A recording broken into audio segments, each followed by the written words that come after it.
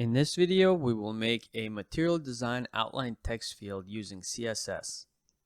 So this is the result we will have by the end of this video. If we focus this text area, we see that the label or the placeholder becomes part of the border. And once we type something and blur out, we see that the label stays as a border. But if we go back in and delete and there's no text in it, we blur it, we see that the label comes back down, taking the place of the placeholder. So let's take a look. I just created a couple placeholder divs just to contain my stuff. Also brought in a CSS variable for the purple color that you can see here. And here container is just to make it a little bit better so that it's centered on the screen. And we can go ahead and replace the text field with our div. Let's call it text field. Inside of a div, we're gonna have an input and a label, and we don't really need to provide any for. So as we can take a look, we'll give it a label text.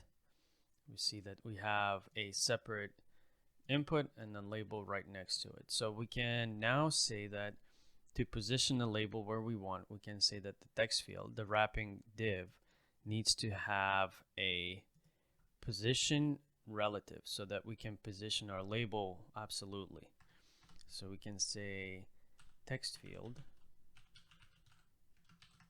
give it a position relative, and then we can take our label and give it position absolute. And you'll see that once I give it top 0 and left 0, it will be placed almost in the center, but not really. So to be able to center it, we'll have to say top 50%. And then we'll have to say transform, translate y, negative 50%. And that will position it in the middle. And the way this works is that when we say top 50%, the label is brought down 50% down from the top.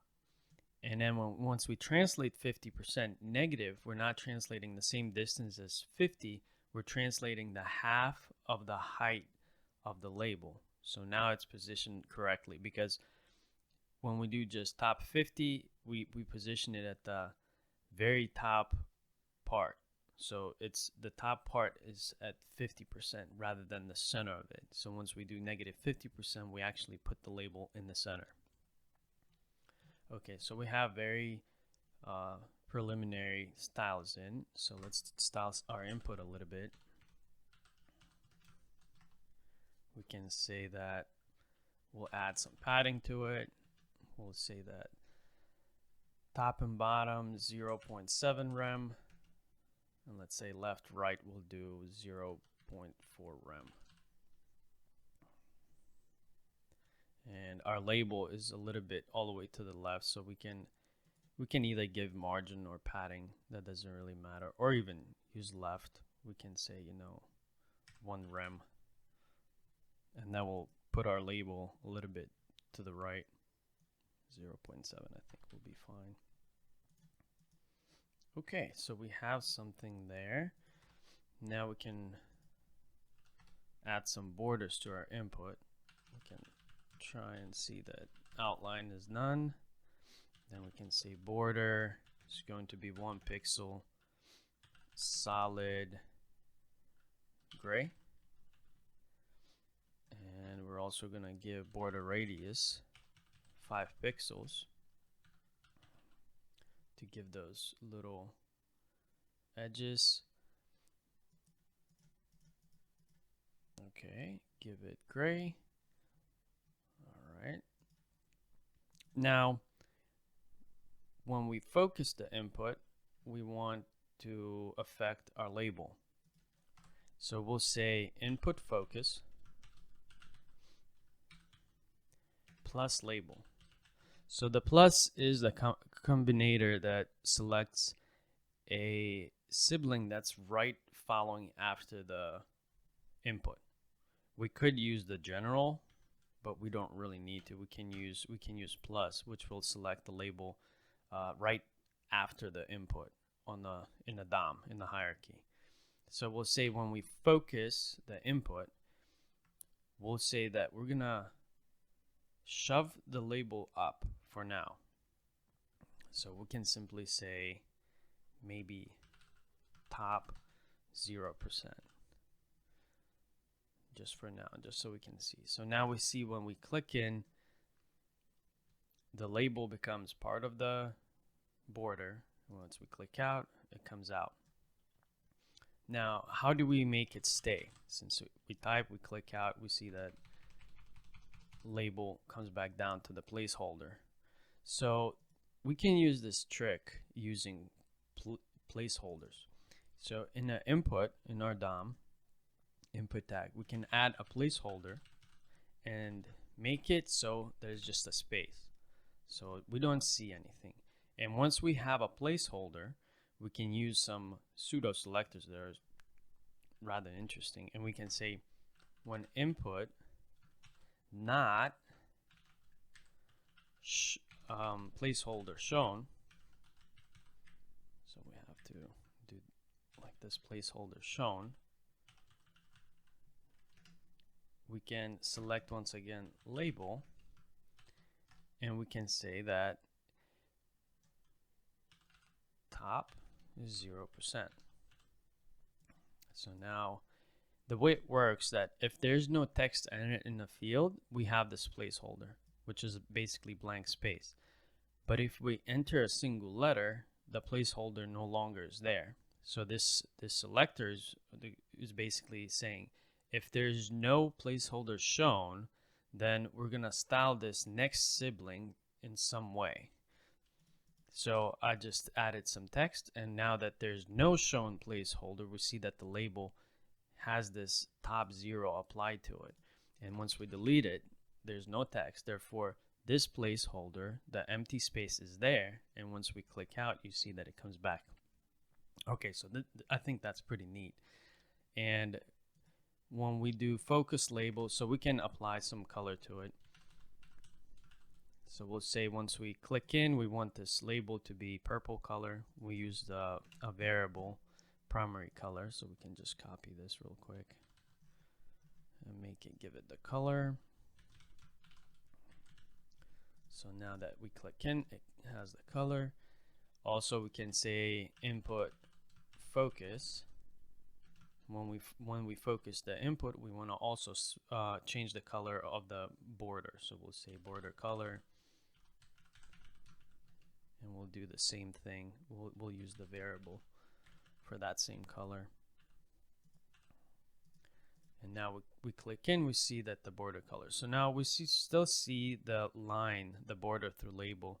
One way to kind of get rid of it is to give our input a background color. I'm sorry, not input, a label. So if we go to our label and give it our background color white. So we're gonna cheat a little bit and now see that it's not crossing it since it's on top. And then we can give it a little bit of padding to give a little bit space around. So we can say padding, we'll do 0 from top bottom and maybe 0.3 rem left right. I'm sorry, this is the wrong place. It should be in our label here. So now once we click, we see there's a little bit space in between. All right, so now we're looking a little bit better, but it's very choppy. So we need to add some transition times, and so that it doesn't just teleport and change. So for the label, we'll say transition, we'll give it 0.1 second. Usually that's just enough, just fast enough. 0.1 second, and maybe ease out. All right, so now we just have a label going up and down. We're almost there, not completely. Once we click out, okay. So next thing we can do is say that if we look at the original material design text field, this label actually gets smaller once we click in.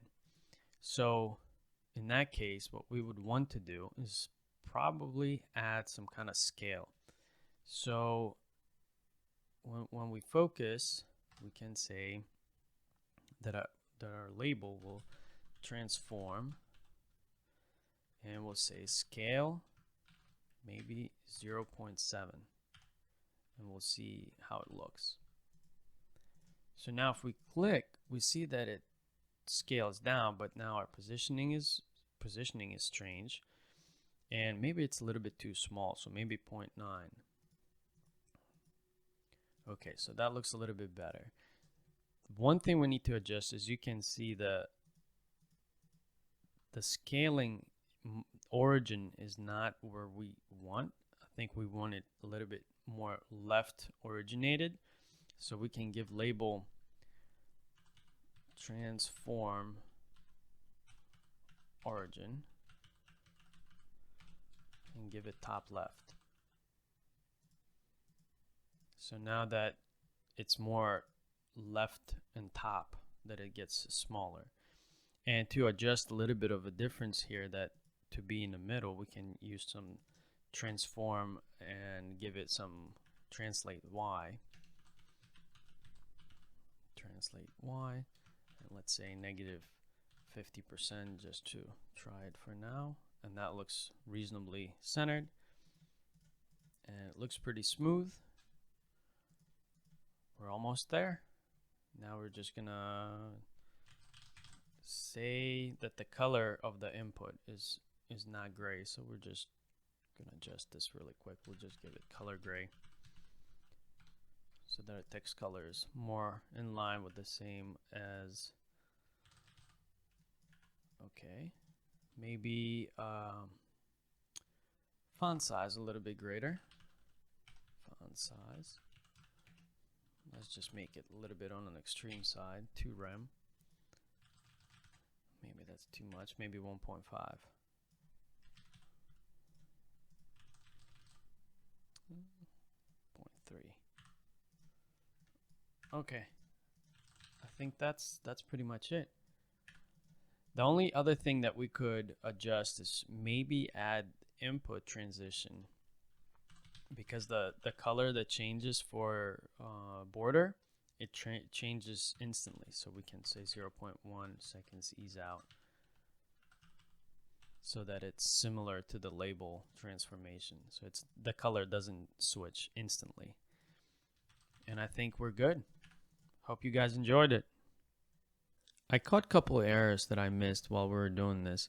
One of them is when we type and blur out with no placeholder in there, we see that the label gets larger. And to keep it there, we need to also add that transform scale changes in our placeholder not shown styles, so that the label keeps the same style as when we focus. Also, another thing is, once we have no text and we try to click into this text box and we're clicking where the label is, we can't really focus it because the label is in the way.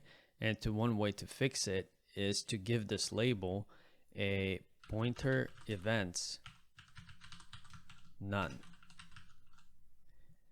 And now when we try to click the label to focus, it will go through. So we're not actually clicking on the label. The label is out of the way and is not preventing us to focus it.